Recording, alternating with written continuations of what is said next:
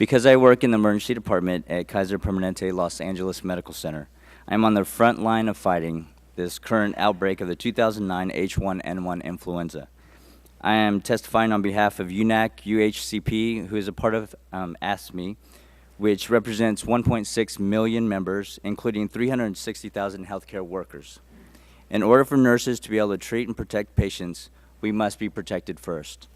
My employer, Kaiser, has taken a positive collaborative approach towards flu preparedness through a strong labor management partnership. Kaiser has taken an organizational approach to how we care for our members, our patients, and our staffs. In many respects, my employer is the exemplar of preparedness. However, many of the employers have not taken the necessary steps and prepare and protect healthcare workers from the flu pandemic or the current outbreak of the H1N1 flu infection. A recent survey conducted by my union and other labor unions representing healthcare workers found that more than one-third of the respondents believe that their workplace is not ready or only slightly ready to address the health and the safety needs necessary to protect healthcare workers during this influenza crisis. The survey also found that given this lack of readiness, 43% of the respondents believe that most or some of their coworkers would stay at home. Importantly, Kaiser does provide me an annual fit test for the N95. An N95 respirator is different from the surgical mask.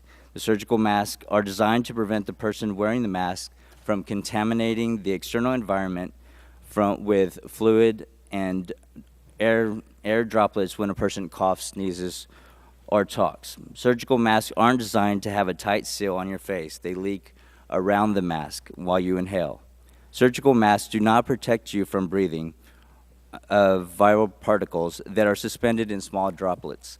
Respirators, on the other hand, are specifically designed to protect the person wearing the respirator from inhaling into their lungs viral particles that are suspended in the air. Respirators, unlike surgical masks, seal tightly around the face and prevent leakage of air inside the respirator that could then be inhaled into the lungs. Currently, there is no comprehensive federal standard that requires employers to protect healthcare workers from airborne hazards like the H1N1 or tuberculosis. There are OSHA and CDC guidelines, but to date, these guidelines have only been voluntary. Patients who have the H1N1 flu are likely to go to the emergency room.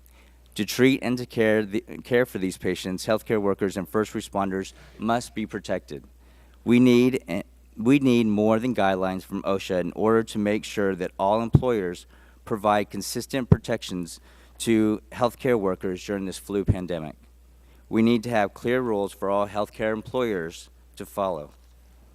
We do not know with certainty the path that the 2009 H1N1 influenza virus will take, but we do know that it's a recognized hazard.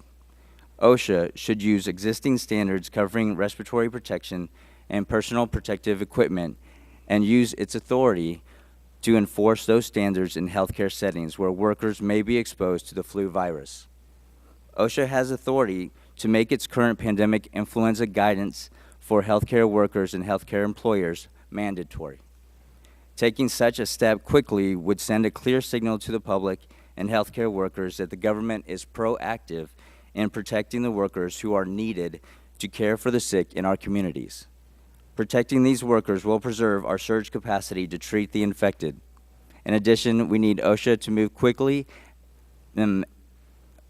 to move as quickly as possible to develop and issue a mandatory comprehensive standard to protect healthcare workers from airborne infectious diseases, similar to the existing comprehensive standard on bloodborne diseases. Thank you for listening, and I invite your questions.